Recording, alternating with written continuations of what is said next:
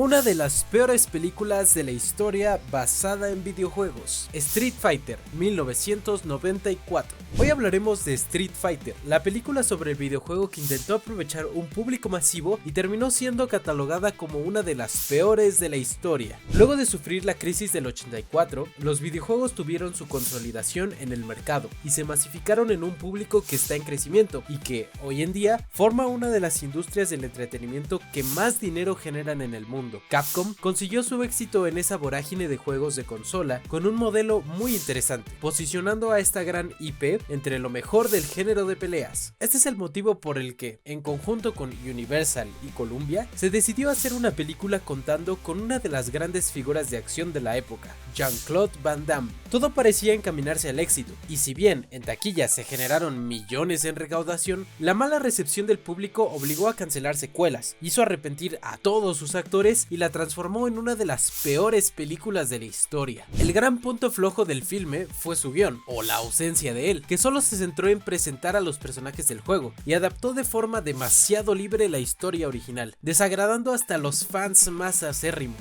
La trama nos muestra a Guile, quien junta a un grupo de soldados para luchar contra el general Bison, un dictador que aspira a conquistar el mundo con unos super soldados modificados por él mismo. Si te está pareciendo interesante, quédate hasta el final, que te contaremos más acerca de esta película, por qué fue tan odiada y cuál fue la repercusión de su salida. Somos 80s, 90s Movie Manía y hoy les traemos el resumen de Street Fighter, una de las peores adaptaciones de videojuegos en la pantalla gigante. Pero antes, recuerda dejar tu like, tu suscripción y tu comentario. Y si ya lo has hecho, continuemos con esta nueva reseña. Capcom estaba decidido a crear una película de Street Fighter 2 y se vio obligado a financiar gran parte de este filme, a pesar de que sus coproductoras eran Universal y Columbia Pictures, que como no confiaban en su éxito y, la verdad, algo de razón tenían, no aportaron demasiado dinero. Las películas de videojuegos no tenían fama de funcionar muy bien ante el público, y un año antes, la adaptación de Super Mario Bros. A la gran pantalla había sido un rotundo fracaso. Esta película estuvo a cargo de Steve E. de Souza en su dirección y escritura, y si bien venía de guionar películas que funcionaron muy bien, no pudo solventar todos los problemas que se le presentaron en el rodaje, como la imposición de actores, la filmación en Australia y sus exigencias sindicales,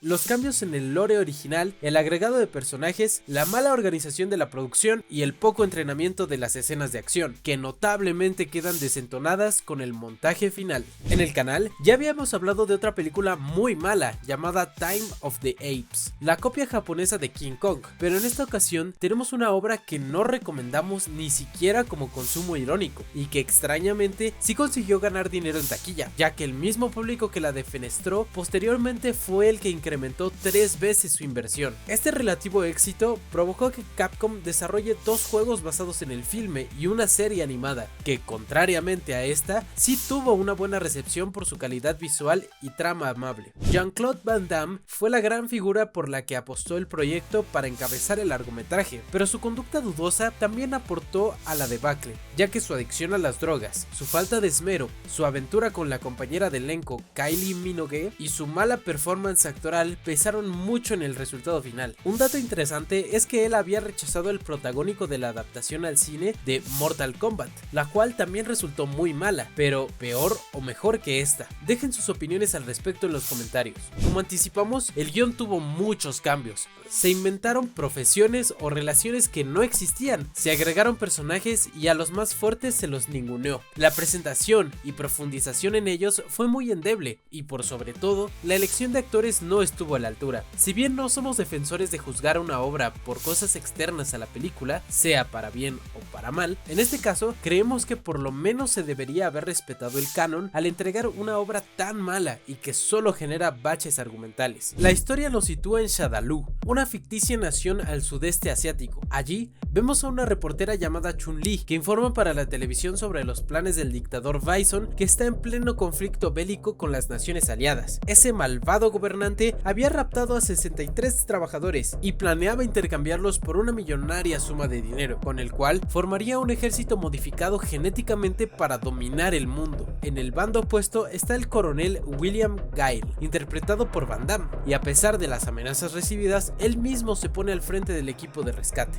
Hacemos una breve pausa para recordarte que si quieres más contenido del cine de los 80 y 90, puedes ayudarnos dejando tu like, tu suscripción y comentando qué otra película te gustaría que reseñemos en el canal. Continuemos. Al otro lado del país, Ryu y Ken buscan estafar a unos soldados vendiéndoles un cargamento falso de armas y muestran su gran destreza en el combate al ser descubiertos, por lo que el traficante Sagat los enfrenta en un duelo con Vega, su mejor peleador. Allí, el comando Guile interfiere y se lleva presos a todos los involucrados, siendo que esta pareja le llama especialmente la atención. Ya en prisión, se genera una especie de revuelta entre los presos y hay una fuga masiva en la que Ryu y Ken ayudan a escapar a Sagat y matan a Guile. Esto es una treta para que los peleadores ganen la confianza del traficante y este los lleve a su guarida con un rastreador instalado en su camioneta. Chun-Li también le coloca un mecanismo de localización, ya que ella también tiene motivos para perseguirlo. En la guarida podemos ver al primero de los supersoldados modificados genéticamente, Blanca, con un maquillaje horrible y sin mucha más explicación lo vemos aparecer, aunque sin demasiadas cosas relevantes que aportar. También conocemos más del plan de Bison, que quiere instaurar un gobierno mundial bajo su tiranía, con la promesa de que la paz llegaría solo si él obtenía la victoria. Chun-Li siguió el rastreo de la camioneta y se encuentra a Guile, que estaba vivo en la morgue, y este la intenta arrestar, pero logra escapar.